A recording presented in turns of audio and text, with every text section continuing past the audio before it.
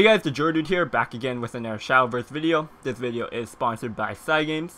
You can download Shadowverse for free on your mobile devices through the Android Play Store or the Apple App Store, as well as on your PC through Steam. If you're interested at all in Shadowverse, I definitely recommend you go check it out. I'll have the link down below in the description.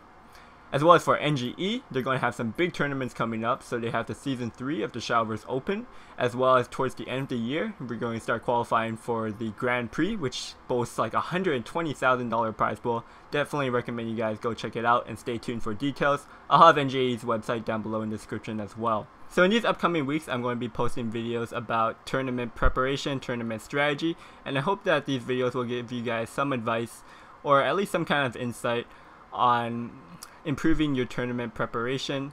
As I said, there's going to be some big tournaments coming out, such as the Season 3 Shadowverse Open, as well as the Grand Prix. So you guys definitely want to start preparing for those. So in this video, I'm going to be talking about the first step I take when I prepare for tournaments. So the first step I take is I think about the broad perspective, the broad levels, the broad level of my tournament lineup that I want to bring into the tournament. So what I mean by that is easier to explain through example. So I'll be going through the different levels through you and the different decks in each lineup.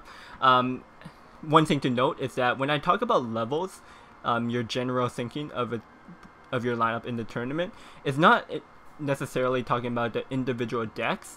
It's more so like you have 3 decks in a lineup, but you think of it as kind of one.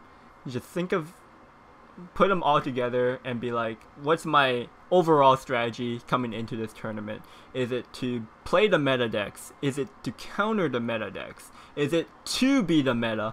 There's different levels. That's what I mean by your levels of thinking, how you want to come into the tournament as.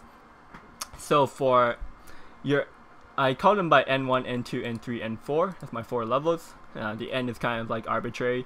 But for the N1, so as I kind of just said, N1 is your meta decks. These are your decks that are going to be the most seen on ladder. Why they're most seen on ladder? Because they have the best win rates. They're not necessarily bad. They don't have necessarily a bad matchup to anything, and they're good across the board. So right now, like, these are the decks. Like, you go to any kind of tier ranking site, and then you always see these decks as tier 1. So for example, one of them will probably be like Ambush Sword or Aggro Sword. This is a deck that does well against a lot of matchups, doesn't necessarily have a bad matchup, and will consistently give you good win rates. So this is a deck you would bring in your N1 strategy, as well as Aggro Blood, similar to Aggro Sword or Ambush Sword. Just overall consistent win rates across the board, not necessarily bad against anything. And then finally we got Neutral Haven. This deck is like coming up, but it's a pretty good deck. Doesn't really have bad matchups. Could blow out your opponent completely sometimes. So probably a consistent deck to bring.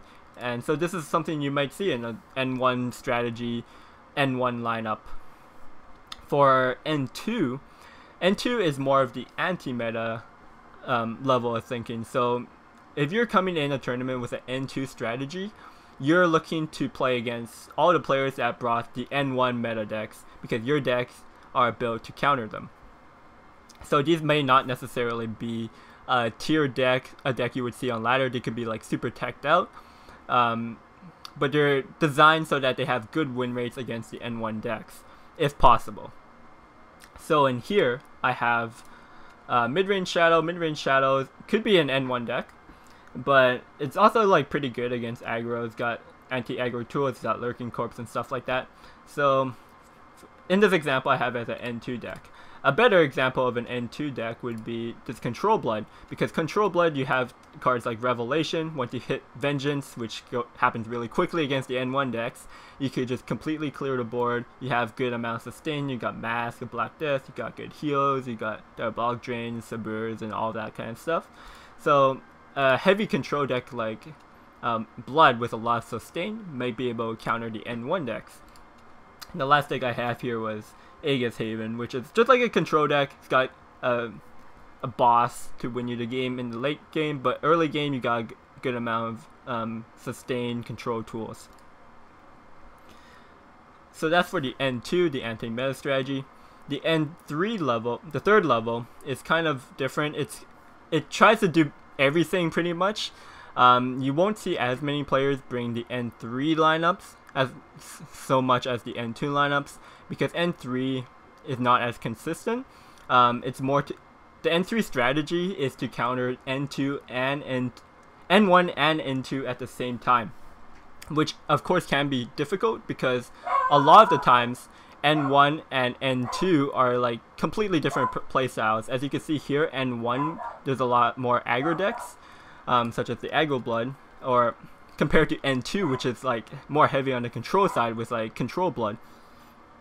So N3, you're trying to counter both worlds, but at the same time you're giving away your win percentage. So maybe you only got like maybe N2 was 60% against the N1s, but N3 is only like a 53% against N1 and N2, which could still be good, but I would say it's more so like a 50-50.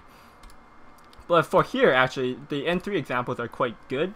I have a combo ramp dragon, so if you ramp up and get your clears, your Aetherfills, your Breath of the Salamander, you could deal with aggro, and then against control you got the Genesis Dragon Ariete combo with your Queen of the Dreadsea. And then we also have OTK Roach. It can deal with aggro because it's got Elf Twins Assault, Sylvan Justice, Will of the Forest. And then against control decks, the N2 lineups, you have your OTK Roach, which just kills people.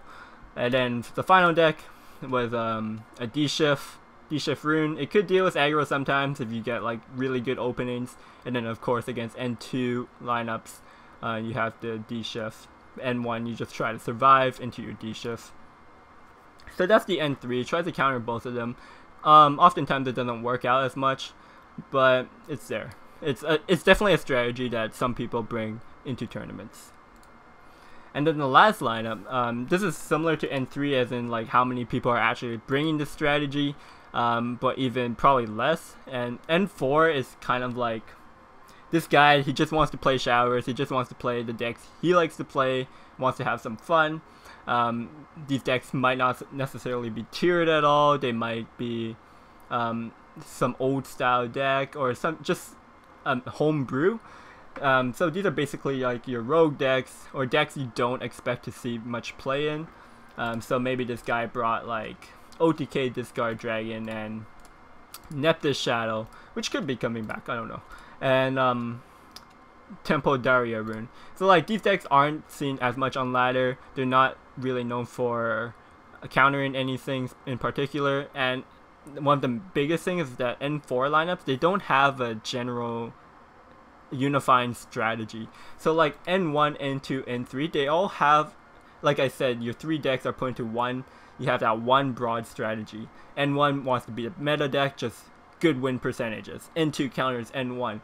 N3 trying to counter N1 and N2. N4, I don't know, I don't really know what I'm doing here. So that's like the N4 strategy. It is a level because it is a lineup you could very well see, in, especially in the early stages of a tournament.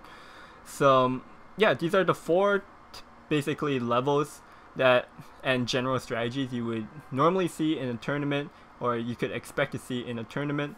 So don't be so surprised. And then like when you're preparing for a tournament, this is like how you want to organize your thoughts while preparing. This is the very first thing you should be thinking about, how I want to put my lineup together when entering a tournament. So I hope this helped you guys at least a little bit. If you have any questions or any comments, feel free to comment down below in the comment boxes, as well as subscribe and give this video a thumbs up, and check me out in my social media links down below in the description. Thanks for watching, guys, and see you guys next time. Peace.